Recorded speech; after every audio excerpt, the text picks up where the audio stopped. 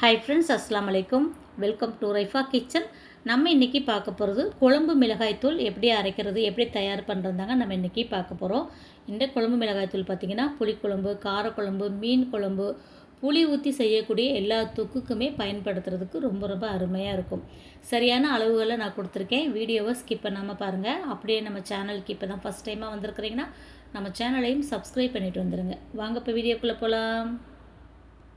இந்த மசாலா தூள் ரெசிபியெல்லாம் பார்த்திங்கன்னா நம்மளுடைய சப்ஸ்கிரைபர் ஒருத்தவங்க கேட்டது தாங்க.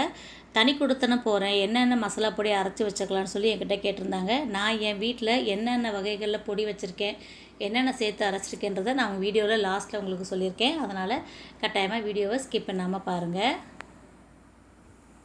மிளகாய், மல்லி எல்லா பொருளையுமே நம்ம வறுத்துட்டு தான் இந்த மசாலா பவுடர் வந்து அரைக்க போகிறோம். இருந்தாலும் வெயில் அடிக்கும்போது காய வச்சு எடுத்துட்டோன்னா நமக்கு வறுக்கிறதுக்கு நல்லா ஈஸியாக இருக்குங்க. இப்போ வெயில் பயங்கரமாக இருக்குது. ஒரு நாள் நீங்கள் காய வச்சாலே போதும். நல்லா மொறுன்னு நல்லா மிளகாயெல்லாம் உடையிற அளவுக்கு, மல்லியெல்லாம் நசுக்குனா நல்லா நொறுங்குற அளவுக்கு நல்லா காய வச்சு எடுத்துக்கோங்க. நான் ஒரே நாள் தான் காய வச்சேன், எனக்கு கரெக்டாக இருந்துச்சு. இப்போ இதை நம்ம எல்லாம் எடுத்துகிட்டு வறுக்க ஆரம்பிச்சிடலாம். மிளகாய் நல்லா காய வச்சு அதில் இருக்கிற காம்புகளை பூரா கிள்ளி எடுத்து ரெடியாக வச்சுக்கோங்க. இப்போ இதுக்கு தேவையான பொருட்கள் எல்லாமே நான் கரெக்டான அளவுகளில் அளந்து எடுத்து வச்சுருக்கேன். உங்களுக்கு ஒவ்வொரு பொருளை வறுக்கும் போதும் என்ன அளவுகளில் எடுத்துருக்கேன்றதை நான் வீடியோலேயும் சொல்கிறேன், மேலே ஸ்க்ரீன்லேயும் உங்களுக்கு காமிக்கிறேன். நோட் பண்ணி வச்சுக்கோங்க. இதே அளவுகளில் செஞ்சு பாருங்கள், ரொம்ப கரெக்டாக இருக்கும். இப்போ நம்ம மசாலாலாம் வறுக்க ஆரம்பிச்சிடலாம். முதல்ல நம்ம மல்லியை வறுத்து எடுத்துக்கலாம். நான் வந்து 1/2 கிலோ அளவுக்கு மல்லி எடுத்திருக்கேன். இதை மொத்தமாக கொட்டி வறுக்காமல் நான் வந்து 2 டைமாக கொட்டி வறுக்க போகிறேன். அப்போ தான் நமக்கு கலந்து விடுறதுக்கும் ஈஸியாக இருக்கும். ஒரே கலரில் நமக்கு வந்து மல்லி வறுபட்டு வரும். இல்லைனா ஒரு பக்கம் நல்லா வறுபட்டுருக்கும், ஒரு பக்கம் வந்து வறுபடாமலே இருக்கும். அதனால் இது நல்லா நம்ம 2ஆக பிரித்து கொஞ்சம் கொஞ்சமாக கொட்டி நல்லா வறுத்துக்கலாம். இந்த மாதிரி வறுத்ததுக்கப்புறம் கையில் அமுக்கி பாருங்கள், நல்லா நொறுங்குற மாதிரி இருக்கணும். இப்போ நம்ம வறுத்த மல்லியெல்லாம் ஒரு தட்டில் கொட்டிட்டு நம்ம ஆற விட்டுலாம். நம்ம வறுக்கிற எல்லா பொருட்களையுமே நல்லா ஆற விட்டுட்டு தான் அரைக்க போகிறோம். அதனால் ஒரு அகலமான தட்டை எடுத்து வச்சுக்கோங்க. இப்போ நான் மல்லியை வறுத்து அந்த தட்டில் கொட்டி வச்சுட்டேன். அடுத்ததாக துவரம் பருப்பு வந்து ஒரு 50 கிராம் அளவுக்கு எடுத்திருக்கேன். இந்த பருப்பு வகைகள்லாம் கருகாத அளவுக்கு நல்லா பொன்னிறமாக வர அளவுக்கு வறுத்து எடுத்துக்கோங்க. இப்போ துவரம் பருப்பு வறுத்தாச்சு, அதையும் அதே பாத்திரத்துலேயே கொட்டிடலாம். அடுத்ததாக பார்த்திங்கன்னா கடலைப்பருப்பு வந்து 50 கிராம் எடுத்திருக்கேன். கடலைப்பருப்பு வந்து நல்லா கலந்து விட்டுகிட்டே இருங்க, இல்லைனா கருகி போயிடும். அதுவுமே நல்லா கலர் மாதிரி வரணும். இப்போ நல்லா பொரிஞ்சு வந்துருச்சு பாருங்கள். அதையும் அந்த பிளேட்லேயே நம்ம கொட்டி வச்சிடலாம். அடுத்ததாக 50 கிராம் அளவுக்கு அரிசி, நம்ம வீட்டில் சமைப்போம் இல்லையா, சாப்பாட்டு அரிசி தான் எடுத்திருக்கேன். அதை நல்லா பொரிஞ்சு வர அளவுக்கு, நல்லா பொன்னிறமாக வர அளவுக்கு நல்லா வறுத்து எடுத்துக்கோங்க. இப்போ அரிசியுமே நல்லா பொரிஞ்சிருச்சு. அதையும் அதே தாம்பாளத்துலேயே நம்ம கொட்டி அரை விட்டுறலாம். அடுத்ததாக சீரகம் வந்து 75 கிராம் அளவுக்கு எடுத்திருக்கேங்க. நம்ம எடுத்துருக்கிற 1/2 கிலோ மல்லிக்கு 100 கிராம் வரைக்குமே சீரகம் சேர்க்கலாம். நான் வந்து 75 கிராம் மட்டும்தான் எடுத்திருக்கேன். நம்ம சேர்த்துருக்க பொருள் எல்லாமே 1/2 கிலோ மல்லிக்கு தேவையான பொருட்கள் தான். இப்போ சீரகம் நல்லா பொரிஞ்சிருச்சு, அதை எடுத்து கொட்டிடலாம். அடுத்ததாக 50 கிராம் அளவுக்கு மிளகு எடுத்துக்கோங்க. மிளகும் நல்லா சூடாகிடுச்சு, அதையுமே எடுத்து அதே பிளேட்டில் கொட்டிடலாம். அடுத்ததாக 25 கிராம் அளவுக்கு வெந்தயம், 25 கிராம் அளவுக்கு கடுகு எடுத்துக்கோங்க. இது ரெண்டுமே சீக்கிரமாக பொரியக்கூடிய பொருட்கள் தான். ரொம்ப நேரம் பொரிச்சோன்னா கசந்து போயிடும். அதனால் வெந்தயம் நல்லா கலர் மாறின பிறகு இதை எடுத்துருங்க, கரெக்டாக இருக்கும். இப்போ இது ரெண்டுமே பொரிஞ்சிருச்சு. இதையுமே எடுத்து அதே தட்டிலே கொட்டிட்டு நம்ம நல்லா ஆற விட்டுறலாம். அடுத்ததாக சுக்கு வந்து ஒரு 20 கிராம் அளவுக்கு நான் எடுத்திருக்கேன். இது கூடவே பார்த்திங்கன்னா மஞ்சள் வந்து ஒரு 50 கிராம் அளவுக்கு எடுத்திருக்கேன். இந்த சுக்கையும் மஞ்சளையும் பார்த்திங்கன்னா நம்ம மிக்சியில் அரைக்கிறதா வீட்டிலே நல்லா தட்டிட்டு அரைக்கலாம். நம்ம ரைஸ் மில்லில் தான் கொடுத்து அரைக்க போகிறோம், அதனால் அப்படியே சேர்த்துக்கோங்க. சுக்கு வந்து பார்க்கத்தாங்க ரொம்ப ஹார்டாக இருக்க மாதிரி இருக்கும். இஞ்சி தட்டுற கல்லில் வச்சு லைட்டாக தட்டிட்டு இது மாதிரி பிச்சு போட்டிங்கன்னா ஈஸியாக உடைக்கிறதுக்கு வரும். இது போல் உடச்சி சேர்த்துக்கோங்க. மஞ்சளையும் கூட நீங்கள் உடச்சி சேர்க்கறதாலும் சேர்த்துக்கிறலாம். இப்போ இது ரெண்டையுமே வறுத்துட்டு அதே தட்டில் கொட்டிட்டு நம்ம ஆற விட்டுலாம். சுக்கு நல்லா மணம் வர்ற வரைக்கும் வறுத்து எடுத்துக்கோங்க. இப்போ இந்த பொருட்கள் எல்லாமே வறுத்தாச்சு. அடுத்ததாக நம்ம மிளகாய் வறுக்க போகிறோம்.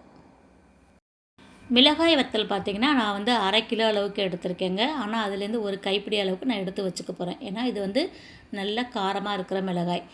நல்ல காரம் சாப்பிட்றவங்க நம்ம எடுத்துருக்கிற பொருட்கள் நீங்கள் தாராளமாக வந்து 1/2 கிலோ மிளகாய் சேர்க்கலாம். நம்ம வந்து மல்லி 1/2 கிலோ எடுத்திருக்கோம். அது கூட சீரகம், பருப்பு, அரிசி அதுன்னு சேர்த்து மொத்தம் பார்த்திங்கன்னா நமக்கு 900 கிராம் அளவுக்கு வந்துடுது. அப்போ அது 900 கிராம் இருக்கும்போது நம்ம 1/2 கிலோ மிளகாய் வத்தல் சேர்த்தோன்னா குழம்பு மிளகாய்த்தூள் வந்து காரம் கரெக்டாக இருக்கும். நல்லா காரம் சாப்பிட்றவங்களுக்கு. நாங்கள் காரம் அந்தளவுக்கு சாப்பிட மாட்டோன்னு நினச்சிங்கன்னா நீங்கள் 400 கிராம் 450 கிராம் அளவுக்கு இந்த மிளகாய் வத்தல் சேர்த்துக்கலாம். நான் வந்து 1/2 கிலோ மிளகாய் எடுத்து காம்பெல்லாம் கிள்ளிட்டு அதுலேருந்து ஒரு கைப்பிடி அளவுக்கு மிளகாய் நான் எடுத்து தாளிக்கிறதுக்காக வச்சுருக்கேன். ஏன்னா காரம் அதிகமாகிட்டா என்ன பண்ணுறது, வேஸ்ட் ஆயிரும் இல்லையா, அதனால் இந்தளவுக்கு நான் சேர்த்துருக்கேன். அதனால் நீங்கள் எப்போவுமே பார்த்திங்கன்னா இந்த மாதிரி குழம்பு மிளகாய் தூளுக்கு வந்து காரம் கொஞ்சம் கம்மியாக வச்சிங்கன்னா கூட திரும்ப நம்ம வேறு தனி மிளகாய் தூள் யூஸ் பண்ணிக்கலாம்.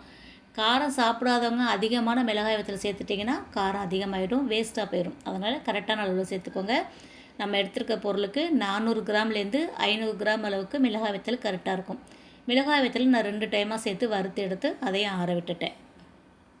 லாஸ்ட்டாக பார்த்தீங்கன்னா 2 கைப்பிடி அளவுக்கு கருவேப்பிலை எடுத்து நல்லா கழுவிட்டு தண்ணியெல்லாம் வடிய விட்டு வச்சுருந்தேன். அதையுமே நல்லா வறுத்து எடுத்து இந்த பொருட்கள் கூட நம்ம சேர்த்துட்டு நல்லா ஆற விட்டுலாம். இப்போ இது எல்லாமே நல்லா ஆறணுங்க. நல்லா ஆற வச்சுட்டு அரைச்சாதான் மசாலா வந்து ரொம்ப நாளைக்கு கெட்டு போகாமல் கட்டி பிடிக்காமல் இருக்கும். இப்போ எல்லா பொருட்களையுமே ஆறிடுச்சு பாருங்கள். நம்ம எடுத்து வச்சுருக்கிற மல்லி, சீரகம், கருவேப்பிலையிலேருந்து மிளகாய் வத்தல் வரைக்கும் எல்லாமே ஆறிடுச்சு. இது எல்லாத்தையும் ஒன்றா கொட்டி தான் நம்ம அரைச்சி எடுத்துகிட்டு வரணும். சரியா? இப்போ இது எல்லாத்தையும் ஒன்றா போட்டு நம்ம அரைச்சிட்டு வந்துடலாம். அதே மாதிரி அரைச்சிட்டு ரைஸ் மில்லையே கொஞ்சம் நேரம் நல்லா உணர விட்டுட்டு எடுத்துகிட்டு வாங்க. நம்ம சூடோட பக்கெட்டில் கொண்டு வந்தோன்னா அதுவும் கட்டி பிடிக்கிற மாதிரி இருக்கும். நான் வந்து ரைஸ் மில்லே அரைச்சி நல்லா உணர விட்டுட்டு எடுத்துகிட்டு வந்துட்டேன். இப்போ இது ஒரு பாத்திரத்துக்கு நம்ம மாற்றிடலாம். இப்போ இந்த குழம்பு தூளை என்னென்ன குழம்புக்கு யூஸ் பண்ணலான்னு நம்ம பார்க்கலாம். இதில் பார்த்திங்கன்னா பெருங்காயம் சேர்க்கலை நம்ம, அதனால் சாம்பாருக்கு நான் சேர்க்க மாட்டேன். அதே மாதிரி வெந்தயம், கடுகு சேர்த்துருக்கறனால மட்டன், சிக்கன் சொல்லிட்டு நான்வெஜ் குழம்புக்கு சேர்க்க மாட்டேன். இது பார்த்திங்கன்னா காரக்குழம்பு, புளிக்குழம்பு, வத்த குழம்பு, மீன் குழம்பு, அப்புறம் நம்ம புளி ஊற்றி செய்யக்கூடிய தொக்கு, இது எல்லாத்துக்குமே சேர்த்து செய்கிறதுக்கு சூப்பராக இருக்கும். ஏன்னா நம்ம வெந்தயம், கடுகு, பருப்பு இதெல்லாம் வறுத்துட்டு சேர்த்துருக்கோம்ல, அந்த மாதிரி குழம்புகளுக்கு நல்லா திக்னஸ் கொடுக்கும், டேஸ்ட்டும் நல்லாயிருக்கும். பெருங்காயம் சேர்க்காதனால நான் இதை சாம்பாருக்கு சேர்க்க மாட்டேன். வெந்தயம், கடுகு சேர்த்துருக்கறனால கறி குழம்பு, மட்டன், சிக்கனுக்கு இதை சேர்க்க மாட்டேன். இப்போ இதை நல்லா ஆற விட்டு ஒரு டப்பாவில் கொட்டியாச்சு. அடுத்து என்ன மசாலா வச்சுருக்கேன்னு பார்க்கலாம். அடுத்ததாக சாம்பார் தூள் தாங்க. இது வந்து சாம்பாருக்கு, கீரை கூட்டு, பருப்பு, காய் போட்டு செய்கிற காய்கறி கூட்டுக்கு, இட்லி சாம்பாருக்கு, இது எல்லாத்துக்குமே யூஸ் பண்ணுறது கரெக்டாக இருக்குங்க. இந்த சாம்பார் பொடி ரெசிபியை நான் அப்லோட் பண்ணியிருக்கேன், ப்ளேலிஸ்ட்டில் கொடுக்குறேன், தேவைப்படுறவங்க செக் பண்ணி பாருங்கள். இப்போ இது கூடவே பார்த்திங்கன்னா தனியாக வந்து நான் கொஞ்சம் மிளகாய் தூளும் அரைச்சி வச்சுக்குவேன். நிறைய குழம்பு வைக்கும்போது காரம் பத்தலைன்னா, காய்கறி நிறையா போட்டு கெஸ்ட் வந்தால் செய்யும்போது காரம் பத்தலைனா சேர்க்கறதுக்காக நான் தனி மிளகாய் தூள் அரைச்சி வச்சுருக்கேன். இது வந்து உருளைக்கிழங்கு வறுக்கிறதுக்கு, மீன் வறுக்கிறதுக்கு எல்லாத்துக்குமே தேவைப்படும். அதனால் எப்போவுமே வந்து தனி மிளகாய் தூளும் நம்ம வீட்டில் இருக்கும். அடுத்ததாக வந்து தனி மல்லித்தூள், சிக்கன் குருமா, மட்டன் குருமா, வெள்ளை குருமா வைக்கிறதா நமக்கு தனி மல்லித்தூள் தேவைப்படும். அதனால் மல்லித்தூளுமே நான் தனியாக அரைச்சி வச்சுருக்கேன். இப்போ பார்த்தது குழம்புத்தூள், தனி மிளகாய் தூள், சாம்பார் தூள், மல்லித்தூள் பார்த்துட்டிங்க. இப்போ ஒரு முக்கியமான தூள் பார்க்கலாம் வாங்க. என்னால் இப்படி ஒவ்வொரு குழம்புக்கும் ஒவ்வொரு மசாலா அரைச்சி வைக்க முடியாது. ஒரே பொடியாக சொல்லுங்கன்னா உங்களுக்கான பொடி தாங்க இது. இது ஒன்றுமே கிடையாது. வெறும் மல்லி, சீரகம், மஞ்சள் மட்டும்தான் அரைச்சி வச்சுருக்கேன். 1 கிலோ மல்லிக்கு 200 கிராம் சீரகம், 100 கிராம் மஞ்சள் தூள் சேர்த்து இது தனியாக அரைச்சி வச்சுக்கோங்க. தனி மிளகாய் தூள் தனியாக அரைச்சி வச்சுக்கோங்க. இந்த 2 இருந்துச்சுனாலே நீங்கள் கறி குழம்புலேருந்து மீன் குழம்புலேருந்து எல்லாமே செய்யலாங்க. இது வந்து வறுக்காமல் அப்படியே காய வச்சு அரைச்சி வச்ச மல்லித்தூள் தான். இது சாம்பாருக்கு சேர்க்கும்போது பெருங்காயத்தூள் சேர்த்துக்கோங்க. மீன் குழம்பு, கறி குழம்பு, புளிக்குழம்பு எல்லாத்துக்குமே இந்த மசாலா சேர்க்கலாங்க. இந்த மல்லி, ஜீரகம், மஞ்சளும் இந்த மிளகாய் தூள் இருந்தாலே போதும், எல்லா சமையலுமே நம்ம ஈஸியாக முடிக்கலாம். நம்ம சப்ஸ்கிரைபர் ஒருத்தவங்க நான் வந்து தனி குடத்தனம் போகிறேம்மா, என்னென்ன மசாலாக்கள் தேவைப்படும், எப்படி அரைச்சி வச்சுக்கிறது, எனக்கு ரெசிபி கொடுங்கன்னு கேட்டிருந்தாங்க. நான் வீட்டில் என்னென்ன முறைப்படி மசாலா அரைப்பனோ அது எல்லாத்தையுமே உங்களுக்கு நான் தெளிவாக சொல்லியிருக்கிறேன். இதில் அளவுகளும் நான் சொல்லியிருக்கேன். இதில் உங்களுக்கு தேவையான அளவுகளை நீங்கள் எழுதிக்கிட்டு கூட்டியோ குறைச்சோ உங்கள் குடும்பத்துக்கு தகுந்த அளவுக்கு இதை நீங்கள் அரைச்சி எடுத்துக்கலாம். இதில் எந்த பொடி உங்களுக்கு தேவைன்றதையும் பார்த்து நீங்கள் அரைச்சி எடுத்து வச்சுக்கோங்க. சிம்பிளாக செய்கிறதையும் நான் சொல்லியிருக்கிறேன். தனித்தனியாக அரைச்சி வைக்கிறதையுமே உங்களுக்கு நான் வீடியோவில் சொல்லியிருக்கேன். உங்களுக்கு எது பயன் தருமோ அதை நீங்கள் அரைச்சி வச்சுக்கோங்க. ரைஸ் மில்லில் ஒரு பொருள் அரைக்கும் போது குறைஞ்சது 1/2 கிலோ அளவுக்கு இருந்தால் தான் அரைப்பாங்க. நான் வந்து இப்போ வந்து 1/2 கிலோ மல்லிக்கு தேவையான பொருட்களை நான் குழம்பு மிளகாய் தூள் கொடுத்துருக்குறேன். நீங்கள் கம்மி பண்ணுறதா 1/4 கிலோ மல்லி போட்டிங்கன்னா அந்த எல்லா பொருட்களுமே 1/4 கிலோ அளவுக்கு கம்மி பண்ணிக்கோங்க.